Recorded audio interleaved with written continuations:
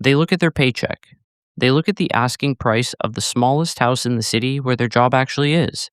They do the math once. They do it again.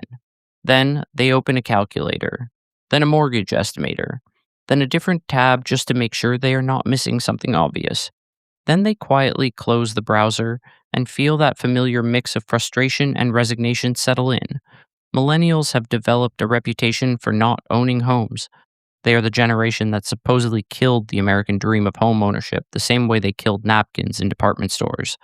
From the outside, it looks like a choice, a refusal to settle down, a preference for renting and traveling and keeping options open instead of putting down roots, a kind of extended adolescence that never quite ends.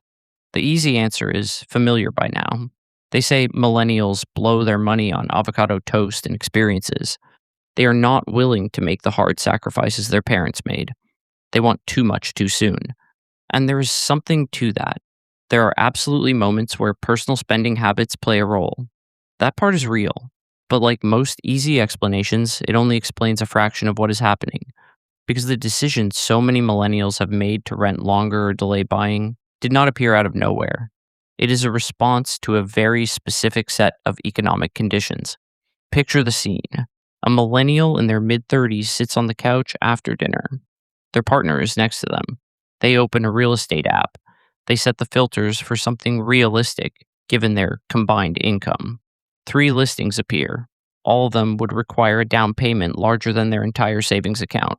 The monthly payment would eat more than half of what they bring home after taxes and student loans. They scroll anyway, just to see if there is something they missed. There is not. They look at each other for a long moment. Neither one says anything, because there is nothing to say that they have not already said before. They close the app. This exact scene has played out in millions of living rooms, month after month, year after year. Force 1. The timing mismatch. Most millennials came of age and entered the workforce right as the 2008 financial crisis was reshaping the entire housing market. Home prices crashed, then recovered faster than wages ever did. By the time this generation was financially stable enough to even think about buying, the market had already run far ahead of them. The window that previous generations used to step onto the housing ladder had already closed. Not slammed shut all at once, but gradually, quietly, year by year. Force 2. The student debt anchor. Millennials carry more student debt than any generation before them. That debt did not just delay saving for a down payment.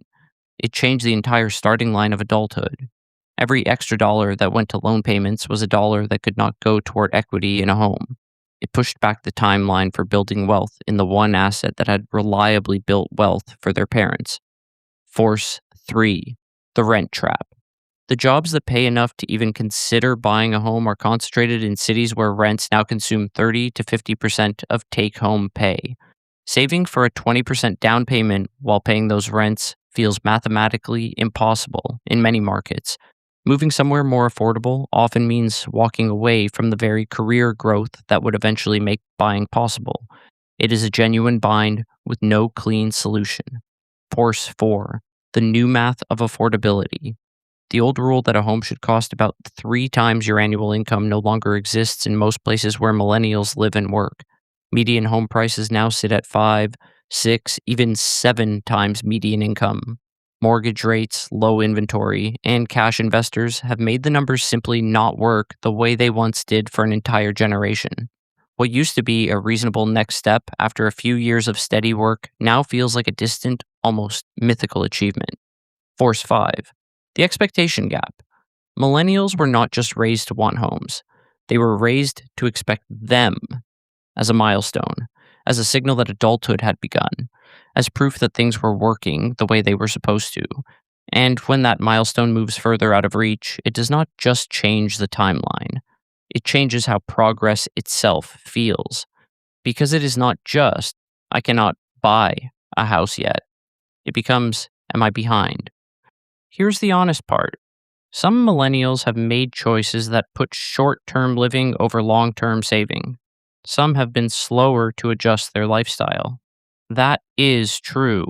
But the larger truth is that the conditions around homeownership changed dramatically during the exact decade when this generation was supposed to be stepping onto the housing ladder.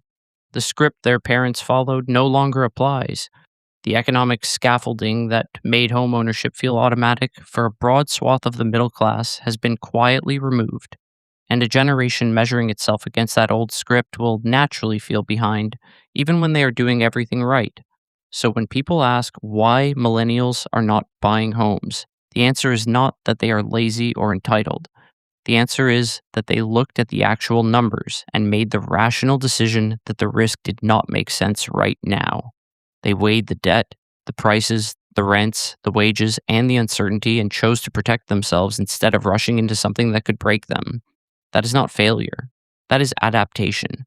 Even now, even still, somewhere, a millennial is running the numbers one more time. Not because they do not want the house, but because they are still trying to make the math work in an economy that keeps rewriting the equation, and they keep showing up anyway.